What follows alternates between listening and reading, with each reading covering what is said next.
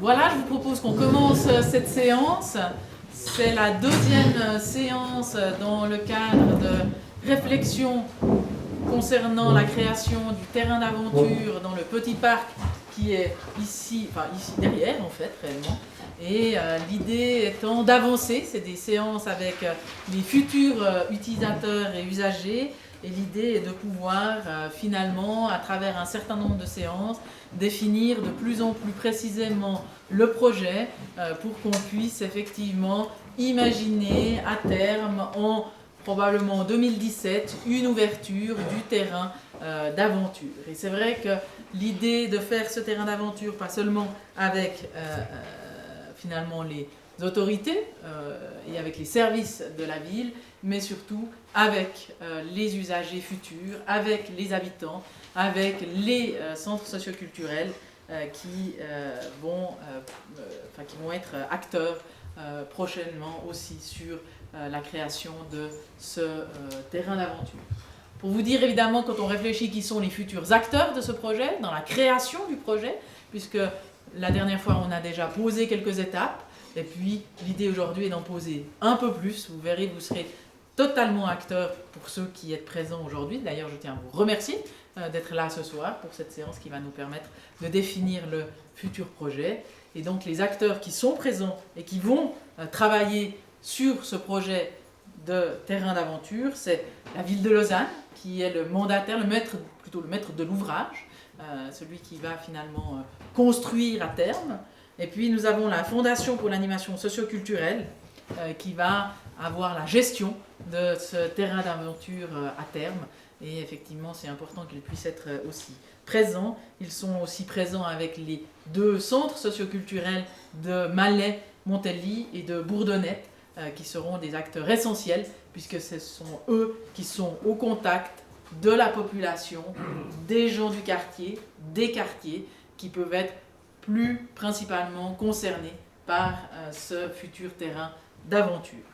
Nous avons le mandataire, c'est-à-dire qui va finalement, avec ses petites mains, à peu de choses près, construire le terrain d'aventure. Alors, c'est peut-être pas nécessairement qu'avec ses petites mains, c'est peut-être avec les petites mains de tout le monde, mais néanmoins celui qui va définir le projet architecturalement, ça sera le collectif d'architectes CARP qui sont aujourd'hui présents aussi. Nous allons ce soir travailler réellement sur qu'est-ce que va être et comment va se dessiner à la fois le terrain d'aventure et à la fois, disons, le groupement d'usagers qui pourrait gérer ce terrain d'aventure avec des animateurs de la Fondation pour l'animation socioculturelle de Lausanne. Donc, c'est de dire on a une commission propositionnelle et consultative. C'est nous ce soir, dans cette commission, où vous allez pouvoir proposer des éléments à la fois architecturaux, à la fois d'organisation, et nous allons évidemment pouvoir après les mettre et les transmettre dans la commission décisionnelle. Donc, quel est le rôle réellement de la commission propositionnelle et consultative, créée de tous les usagers qu'on a aujourd'hui? C'est bien sûr de soutenir le projet. Enfin, vous êtes finalement les premiers soutiens du projet. C'est d'exprimer le souhait des utilisateurs. Donc vous êtes les représentants de tous les utilisateurs des quartiers qui sont concernés. Vous avez cette expertise-là parce que vous êtes un futur usager, vous êtes un habitant, vous êtes une association ou un représentant d'une institution qui sera aussi probablement présente dans le futur terrain d'aventure que nous aurons dans le petit parc. C'est de définir aussi l'utilisation du futur terrain d'aventure, comment ça va être, comment ça va se passer, comment il faudrait que ça se passe, comment est-ce qu'on peut imaginer les plages horaires, comment est-ce qu'on imagine une ouverture, qui y a accès, comment, à quelle heure, pour qui, est-ce qu'il y a un prix d'entrée, est-ce qu'il n'y a pas de prix d'entrée, est-ce que c'est ouvert sur l'année, est-ce que c'est ouvert seulement quand il fait beau. Et tous ces éléments, c'est effectivement les usagers qui vont les proposer. Combien de temps est-ce qu'on va travailler ensemble ? Le travailler ensemble, c'est aussi dire que, vous le verrez tout à l'heure, ce n'est pas non plus un nombre de séances énorme. On va se voir 2-3 fois par année au maximum. Et puis ça va nous permettre de réaliser et de transmettre à la commission décisionnelle qui se verra plus souvent pour des questions finalement monétaires sur le projet lui-même. Sur 2015, on est déjà dedans, nous sommes déjà dans notre deuxième séance. Eh bien, c'est la conception qui va être mise en œuvre. Nous espérons effectivement que nous arriverions à boucler un projet pour la fin de cette année. Et sur 2016, ça nous permettra évidemment de présenter à la fois une demande de crédit complet à la municipalité et au conseil communal et surtout de faire la demande du permis de construire. En 2017, nous imaginons évidemment, entre 2016 et 2017, la réalisation de ce terrain d'aventure, qui peut être évidemment plus courte que quand on construit une maison, puisque l'ampleur finalement d'un terrain d'aventure au niveau construit est beaucoup plus faible qu'une maison en entier. Et puis, nous avons bon espoir qu'au printemps 2017, le terrain d'aventure, ici, puisse voir le jour. Je vous laisse la parole peut-être pour la présentation du site. Alors, je vais vous donner rapidement une lecture du site pour sa partie physique surtout. Je vous laisserai la partie utilisation, la partie sociale, peut-être au débat tout à l'heure. Pour les gens qui habitent le quartier, ils doivent sûrement mieux le connaître que nous. Donc, comme premier élément qui est caractéristique du site, c'est la topographie. Donc là, on s'est posé déjà la question d'où vient en fait la colline, d'où vient le petit parc. Et puis, on vous a fait une petite maquette avec les courbes de niveau pour vous le représenter différemment. C'est un peu plus parlant sans la couverture boisée. Donc, pour celles et ceux qui ne le savent pas, c'est le glacier du Rhône en fait, qui a formé la topographie de la région lausannoise. Donc, plusieurs glaciations sont suivies et puis le glacier, d'une part, il a érodé la molasse et d'autre part, il a déposé la moraine. Donc, Lausanne, elle est en escalier vers le lac et il y a cette moraine très importante qui est la crête de Mont-Benon en fait, qui vient se mourir sur les communes de Renon et de Bussigny. Donc nous on a hérité de la colline et du petit parc. Ensuite il y a les rivières qui descendent depuis le Gros de Vaud, le Jura, qui ont creusé les vallons. Donc on se retrouve dans cette situation où il y a le flanc d'un côté et le Galicien qui se rencontrent. Ici, probablement, il doit y avoir un lac à un certain moment. Les rivières, elles ont longé la crête et puis à un certain moment, elles ont réussi enfin à rejoindre le Léman. Voilà, c'est en deux mots. La colline, elle était utilisée comme signal. Donc là, sur la carte de 1838, il y avait un bâtiment. Malheureusement, on n'a pas trouvé l'utilisation du bâtiment. Peut-être que, qui sait, il y aura à nouveau un bâtiment en 2017. À voir. Donc on peut avancer. L'autre élément qui est très présent, qui va souvent avec les vallons et les cours d'eau, c'est la couverture végétale. D'un côté, on a des parties qui sont de la forêt à tous les niveaux, donc aussi pour du point de vue juridique, le statut des parcelles, c'est de la forêt.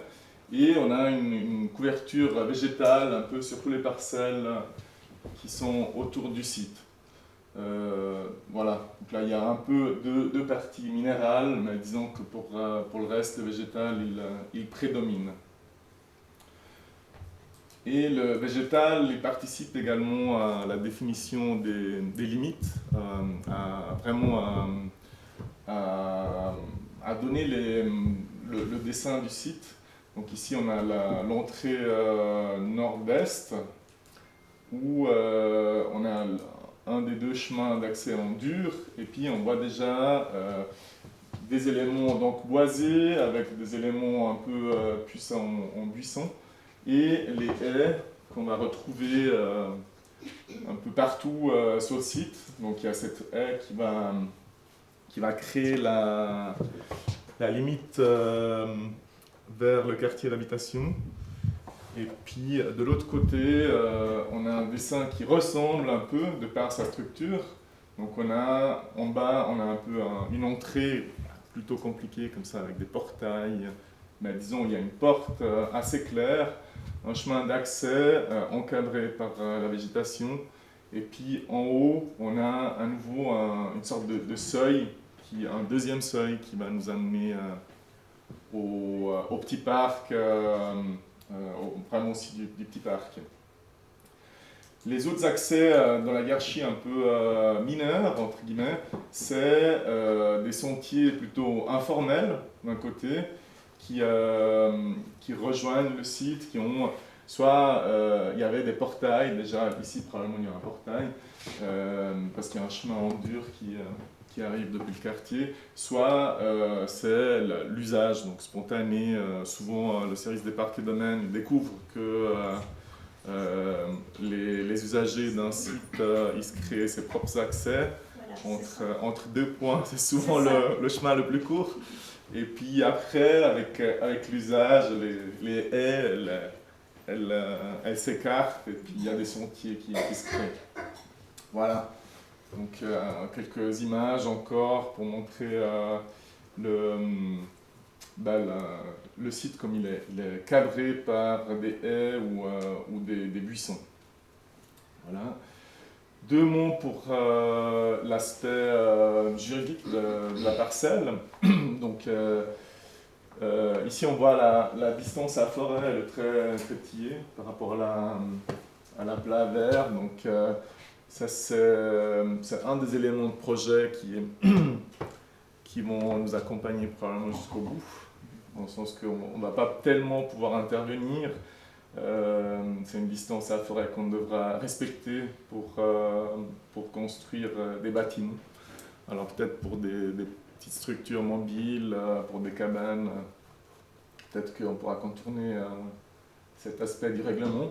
Et puis il y a l'autre élément qui appartient au site, c'est un plan d'affectation qui est en couleur, là, qui touche la partie nord du site et qui affecte le petit parc à un usage où en fait le bâti il est a priori pas possible. Donc c'est une zone verdure.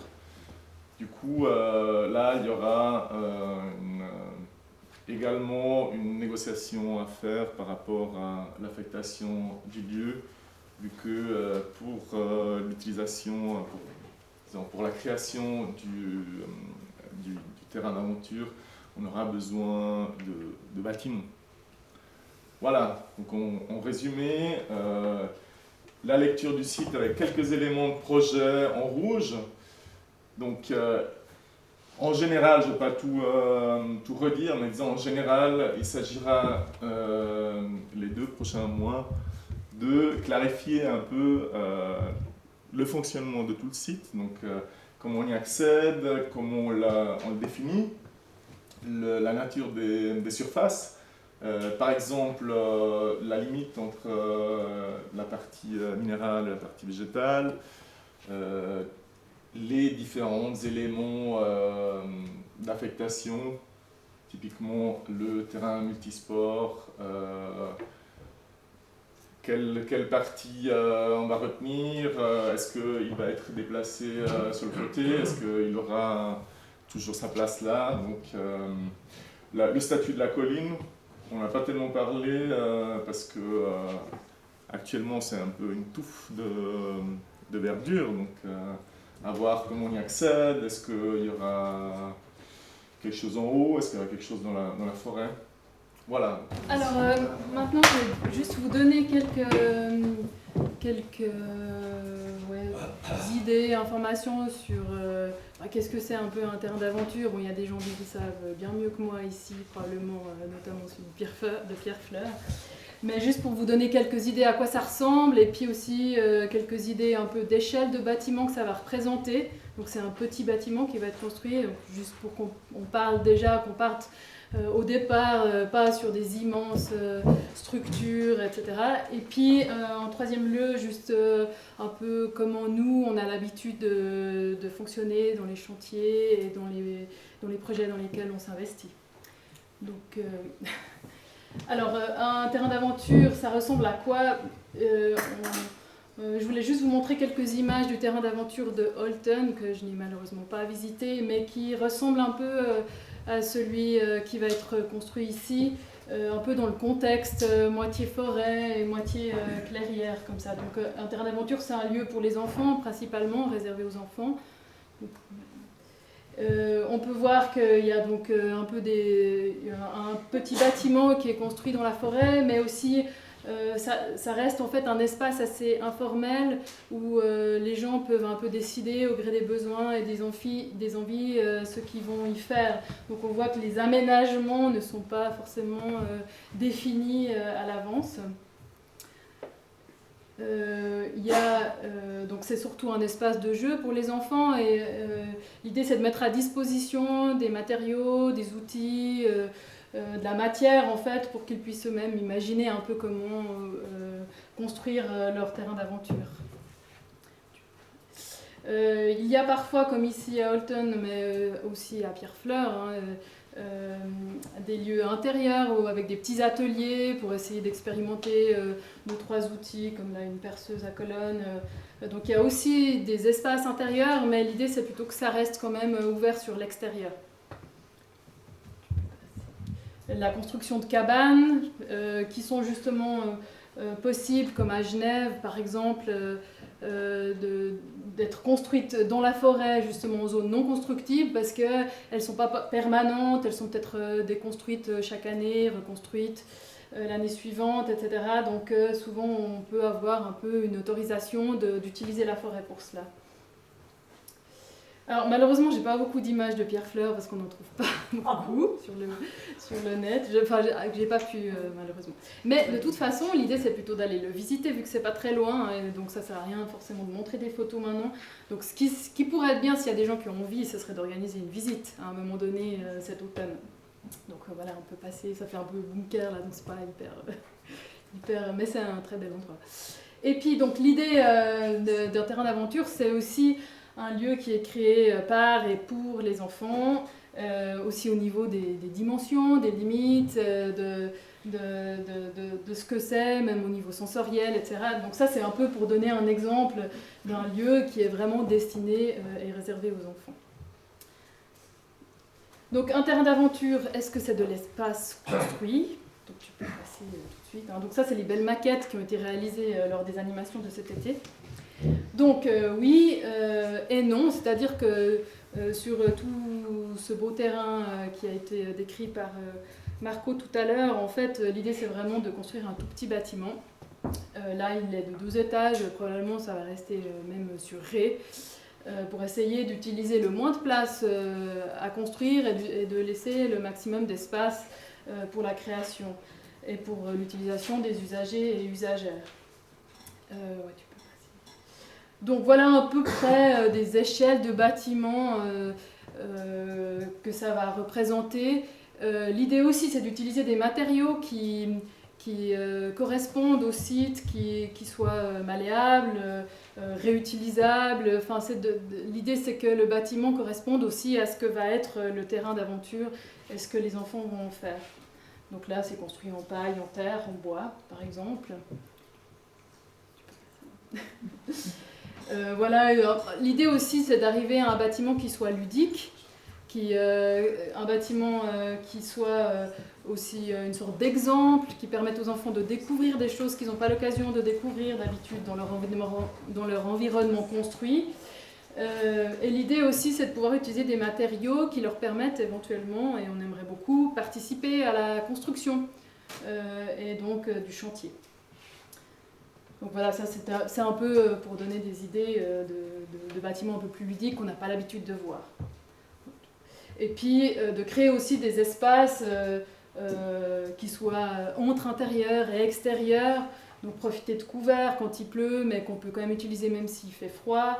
qu'il fait mauvais temps, et que ce soit même des espaces qui puissent être modifiés au cours du temps. Donc c'est un peu ça l'objectif, c'est de laisser le maximum de flexibilité dans l'utilisation de ce bâtiment et de cet espace. Et pour finir, donc, comment construire un terrain d'aventure? Donc ça, c'est des images un peu de nos propres réalisations et conceptions. Donc ça, c'est une image justement de ce qu'on va un petit peu faire, si on a le temps, tout à l'heure. Donc d'essayer de discuter ensemble un peu de la conception du bâtiment, de jouer ensemble un petit peu avec les différentes parties de programme, etc. Et puis quelques images, donc ça c'était au terrain d'aventure de Pierre Fleur il y a quelques années. Donc on fait beaucoup de sensibilisation et de découverte pour les enfants avec des matériaux de construction comme la terre. Et puis juste, donc pour commencer, ça c'est un peu des projets qu'on a fait donc toujours en participatif avec l'inclusion, donc l'idée d'inclure les gens dans la construction de ce qu'ils souhaitent construire chez eux. Donc ici c'est le terrain d'aventure de Honnay, donc le jardin Robinson. Ils ont construit un four à pain avec nous en terre. Donc tu peux passer, là voilà le résultat. Il y en a aussi un au terrain d'aventure de Lausanne d'ailleurs. C'est par vous aussi? Oui. Et puis là, donc ça c'est le terrain d'aventure à Lausanne. Donc on avait construit ensemble une cuisinière en terre, donc une cuisinière à bois. Donc on peut voir ensuite le résultat. L'idée était d'améliorer le système qu'ils avaient déjà en place. Ensuite, on fait des chantiers aussi avec des jeunes en formation. Donc là, c'était des chantiers de construction en paille d'un petit bâtiment avec plutôt des ados jeunes. Voilà. Là, c'est dans une coopérative maraîchère, par exemple, qui voulait construire. Et donc, on est allé avec eux construire des briques en terre avec la terre qu'ils avaient juste à côté de chez eux. Et donc, ça leur a permis ensuite de faire plusieurs réalisations, avec notamment un four à pain, mais avec ces briques en terre. Et puis sinon des petits chantiers un peu plus grands de bâtiments. Donc là un bâtiment par exemple de collectif pour des jardins familiaux à Genève. Donc le bâtiment a été construit en paille et en terre par des étudiants en architecture et des jeunes en réinsertion. Donc ça a duré 1 mois par exemple ce chantier. Donc là, c'est les enduits terre ensuite qu'on a posés sur la paille avec aussi la terre extraite du terrain même. Et puis bon, c'est pas nous qui avons fait le projet, mais c'était pour donner un peu une échelle de bâtiment de nouveau. C'est une grande salle avec un peu des sanitaires et puis donc c'est ce bâtiment qui est construit en paille et en terre. Et puis sinon, là c'est la construction d'une maison unifamiliale à Lausanne, où il y a aussi une 50aine de gens qui sont venus se former sur le chantier, donc des gens qui n'avaient pas particulièrement de formation technique et qui voulaient venir apprendre. Donc ils ont participé à la construction d'une maison aussi en bois de paille et terre. Donc ça c'est la maison, justement en mode de paille. Et puis pour terminer, juste un petit mot sur, c'était aussi pour vous donner l'idée que c'est pas que des fours à pain, mais que ça peut aller sur des objets un peu plus grands, ce type de démarche. Donc ça c'est le bâtiment qui a été construit pour le service de parc et promenade à Lausanne, donc juste à côté d'ici à la Bourdonnette. Aussi pour des bureaux donc, et aussi en bottes de paille avec des gens qui sont venus se former. Donc ici c'est par exemple la construction de murs en terre qui s'appelle le pisé. Et puis les gens qu'on voit sont des usagers, usagères des employés de parc et promenade, plus des gens extérieurs qui sont venus se former. Donc voilà, ça c'est le petit bâtiment qui est juste à côté aussi, qui est donc un bâtiment entre guillemets assez conventionnel, mais qui a été construit avec une démarche participative. C'était un peu ça l'idée qu'on voulait vous transmettre ce soir. Le but du terrain d'aventure, évidemment, c'est d'offrir un lieu pour les enfants, les familles, les habitants du quartier, là où ils se situent. Donc c'est très important qu'il y ait une participation, et cette participation, elle joue aussi bien au niveau des enfants qui vont avec l'équipe d'animation, avec les personnes qui travaillent au terrain d'aventure, les adultes qui encadrent ces enfants et qui donnent un coup de main pour la réalisation de cet élément-là, que les enfants puissent participer, ce qui est déjà fait aujourd'hui, puisqu'ils ont participé à développer le projet. Donc cette participation est importante. Et chaque terrain d'aventure est un peu différent, parce que vous avez des terrains d'aventure, et si vous regardez sur Genève ou sur Olten ou ailleurs, chaque terrain d'aventure a sa spécificité aussi dans l'organisation. Chez nous, ce qu'on sait, c'est que la ville met à disposition globalement une subvention et des lieux à la Fondation pour l'animation socio-culturelle. Nous, on gère les 16 lieux d'animation aujourd'hui à Lausanne, du plus petit qui va bientôt grandir un peu. Ah non, le plus petit, c'est quand même le terrain d'aventure encore, à Pierrefleur. Et sur les plus grands, comme la maison de quartier Tchaï ou la maison de quartier Sougar, c'est géré par la Fondation pour l'animation socio-culturelle lausannoise, au moyen d'une subvention que la ville nous octroie. Et cette fondation, si vous voulez, donc, elle met à disposition du quartier, des différents quartiers, elle met à disposition une équipe d'animation. C'est des professionnels qui travaillent dans l'animation, souvent entourés en général aussi avec une personne qui s'occupe plutôt de la gestion. Elle met à disposition une subvention pour l'animation et elle met à disposition les terrains, les lieux qu'elle a obtenus ou qu'ils sont financés par la ville. Donc c'est la fondation, si vous voulez, qui est globalement responsable de la gestion de ces lieux. Et cette gestion, on la délègue en partie, au moins, aux associations qui sont directement en lien avec le quartier. Donc ces personnes qui sont impliquées ici dans l'association de Malais, elles connaissent ça, ou ailleurs dans une association. Donc il a un partenariat, si vous voulez, avec la fondation qui met à disposition les professionnels.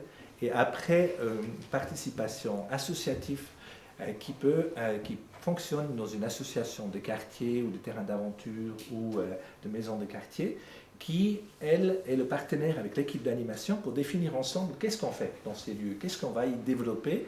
Et là, c'est très important, cette participation des habitants autour et des usagers pour qu'on puisse vraiment développer et adapter le besoin des activités qu'on va proposer au niveau du lieu, à travers cette participation des usagers et de leurs familles, de leurs habitants et des habitants autour. Donc ça, c'est vraiment le côté participatif essentiel pour que ça corresponde et que ça ressemble à ce que les gens dans ce quartier exactement ont besoin et définissent ensemble. Ça, c'est le partenariat qui est prévu aussi pour le terrain d'aventure ici à Malais. Donc un partenariat avec une association à avoir, à créer, à définir. Et dans cette association, avec un comité qui reçoit aussi un bout des responsabilités, puisqu'il est responsable de la gestion financière du budget qu'il obtient, et avec la possibilité, comme par exemple à Pierrefleur, l'exemple est assez atypique mais intéressant, puisqu'elle peut aussi, l'association elle-même, demander et obtenir des moyens autres que celles attribuées par la ville et par la fondation. Notamment à Pierrefleur, c'était pour la construction de la tour qui a été financée entièrement, en grande partie, je ne dirais pas entièrement, mais en grande partie en dehors des sous de la ville et de la fondation. Donc c'est intéressant, si vous voulez, ce partenariat entre d'un côté la ville et la fondation, et de l'autre côté l'association et la vie associative au niveau du quartier. Les parents ne sont pas obligés, les usagers ne sont pas obligés d'être dans ce comité ou comme ça, il n'y a pas d'obligation, mais c'est un souhait que des personnes, pas forcément uniquement des parents d'ailleurs, mais des personnes intéressées par le projet puissent s'engager et participer, collaborer, à gérer avec l'équipe d'animation professionnelle une fois quand elle est constituée, quand c'est là. Et on est déjà un peu là-dedans, puisque là vous êtes là ce soir pour donner votre avis et pour développer avec nous le projet. Voilà, ça c'est un peu au niveau de l'organisation. Donc l'idée maintenant est vraiment de travailler avec deux groupes qui vont avoir des sujets presque similaires, presque les mêmes, mais qui vont arriver sur deux voies finales. Et c'est ça qui est important de prendre en avant. Les deux groupes de travail vont devoir réfléchir sur les besoins du terrain d'aventure par rapport au quartier. Qu'est-ce que le quartier a besoin avec ce terrain d'aventure? Les deux vont être sur la réflexion sur les besoins du quartier face au terrain d'aventure, du terrain d'aventure face au quartier, sur l'affinement du programme. Et un va se concentrer plus particulièrement sur comment vont être les activités au sein de ce terrain d'aventure. Entre quelle heure et quelle heure il faudrait qu'il y ait une animation? Est-ce qu'il faut que ça soit sur toute l'année ou seulement quand il fait beau? Est-ce que c'est seulement durant l'été ou est-ce que c'est finalement seulement sur le printemps et l'automne parce qu'en été, il n'y a personne dans ce quartier? C'est ces réflexions qui vont arriver. Et puis finalement, quand il faudra décider sur telle activité ou telle autre activité, c'est qui va décider? Certainement un comité ou quelques usagers qui vont se retrouver comment? Et c'est peut-être ce groupe-là qui va peut-être mettre le plus de temps, parce que c'est peut-être ce groupe qui aura le plus de travail, mais sur le plus longtemps. Donc c'est-à-dire qu'on n'aura pas besoin de boucler la réflexion ce soir, c'est de l'amorcer ce soir. Et puis on a l'autre groupe de travail, qui lui c'est, comme je vous le disais, aussi sur la réflexion sur les besoins, l'affinement du programme, mais où est-ce qu'il faut l'implanter ce bâtiment? On va être sur du dur là. C'est presque les mains dans la boue, mais mental. Où est-ce qu'il faut l'implanter par rapport à ce qu'on a? C'est finalement, qu'est-ce qu'il faut comme infrastructure? C'est de dire aussi, est-ce qu'on va finalement mettre la main à la pâte? Est-ce qu'on veut le réaliser en se disant, il y a peut-être de quoi faire avec les habitants? Est-ce qu'on veut faire du pisé? Est-ce qu'on veut faire de la paille? Est-ce que finalement on veut ni faire du pisé ni faire de la paille parce qu'on ne veut pas participer? Mais c'est peut-être la question qui se pose. Est-ce que finalement de participer, c'est s'approprier aussi différemment le terrain? Et c'est ce soir qu'on aimerait évoquer ces questions directement. Donc il va y avoir globalement un groupe de travail qui va se former ici? Ouais, Ici. Très bien. Et puis le deuxième? Ici. Donc le premier, on est plus sur une question, les mains dans la boue au final, et on va réfléchir à comment ça va se construire, là maintenant, jusqu'en 2017. Et puis là, c'est la réflexion ça va être un peu plus, pas intellectuel, mais un peu plus conceptuel, et comment est-ce qu'on fait en 2025? C'est qui va finalement gérer quand cette équipe-là, ils auront fini? Et c'est ça qui est important ce soir, de pouvoir répartir. Donc l'idée, c'est pas de forcer probablement, à moins qu'il y avait une idée, mais je crois pas, c'est de laisser les gens aller d'un côté et de l'autre, pour pouvoir réfléchir sur comment, finalement, imaginer ce futur terrain.